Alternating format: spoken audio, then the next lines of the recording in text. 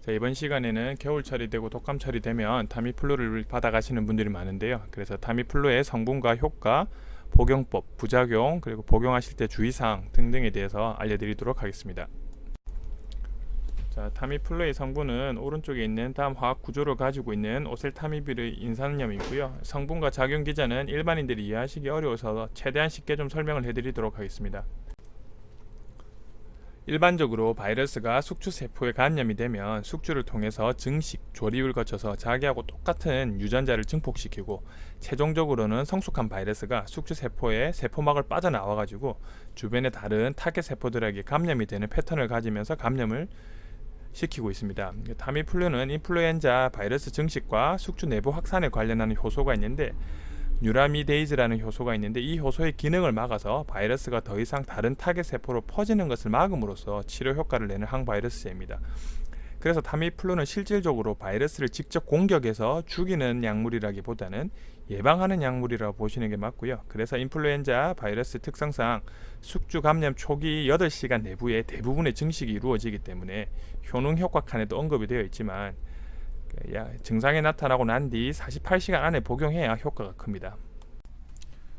타미플루의 효능 효과를 살펴보면 소아 및 성인의 인플루엔자의 A 및 B 바이러스 감염증에 효능 효과가 있고 감염증 예방에도 효능 효과가 있긴 한데 감염증에 대한 예방의 1차 요법은 백신 요법이라서 백신이 당해 유행주가 포함되어 있지 않은 경우나 백신의 효과를 기대할 수 없거나 백신 접종을 하지 못하는 경우에 한해서 사용하며 이제 이 약을 먹는다고 해서 예방접종을 대체할 수는 없다는 점 유의하시면 좋겠습니다.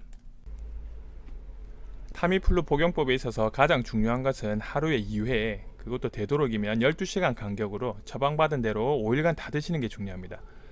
이건 증상이 온화되었다고, 즉 먹다가 중간에 증상이 없어졌다고 해서 안 먹거나 먹고 효과가 없는 것 같다고 해서 하루에 2번 먹을 걸 3번 먹거나 하는 경우가 있는데요. 이런 건 매우 위험한 행동입니다. 우리 몸의 약효가 일정하게 유지가 될 때 바이러스를 박멸하기 쉬운 상태가 되어서 하루에 2번 먹는데 12시간 간격으로 해서 잘 챙겨 드시는 게 중요하고요. 바이러스를 먹고 증상이 없어지는 거랑 바이러스를 완전히 죽이는 거는 완전히 다른 이야기입니다.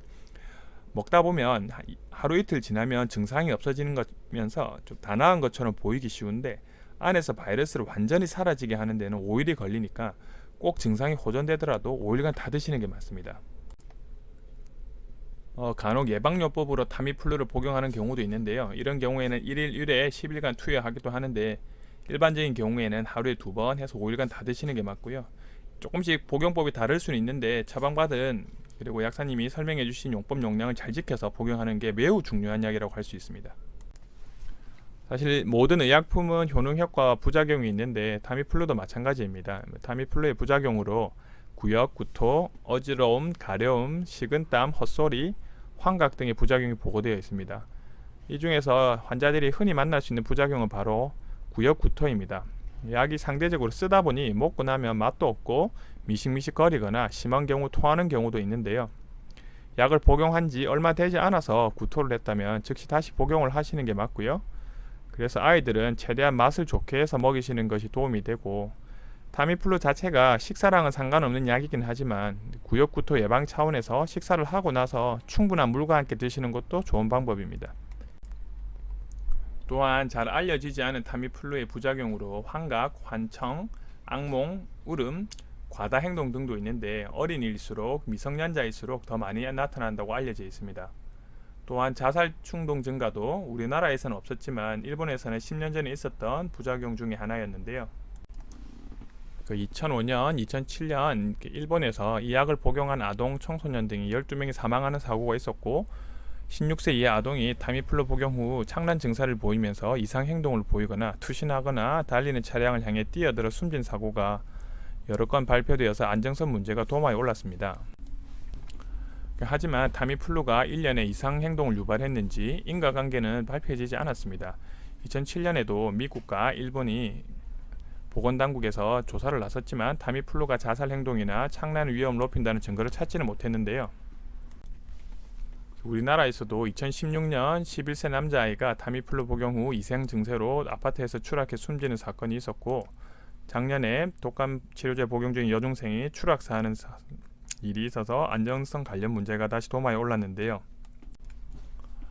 여기에 관해서는 전문가마다 의견이 좀 분분합니다. 원래 타미플루를 먹었기 때문에 자살 충동이 들 수 있다라고 볼 수도 있지만, 보통 독감은 고열을 동반하는데 고열에 인한 부작용 중에 하나가 바로 선망, 이상행동, 그리고 환각입니다. 그래서 이게 고열에 인해서 이상행동이 온 건지 약으로 인해서 이상행동이 온 건지에 대해서 아직 명확하게 밝혀져 있지는 않고요.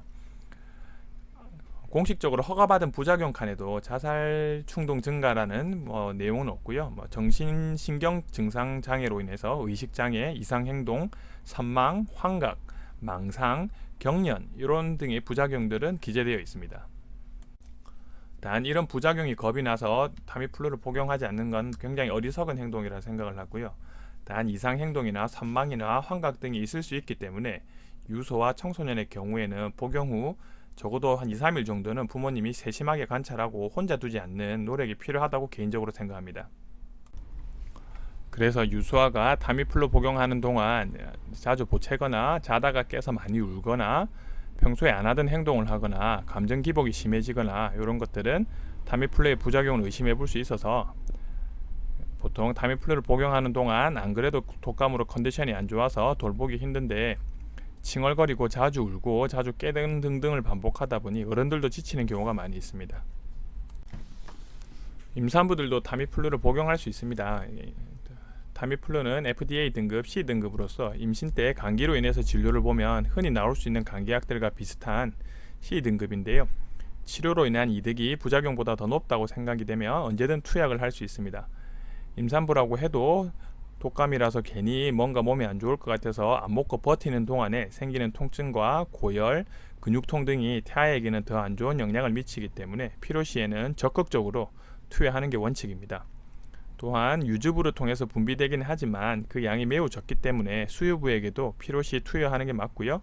단 약 복용 시에는 되도록 수유는 피하시는 게 좋겠습니다. 이번 영상은 여기까지입니다. 구독이 필요하신 분은 하단에 구독 버튼을 눌러주시면 되고 문의나 상담이 필요하신 경우는 오른쪽 위를 참고하시면 되겠습니다.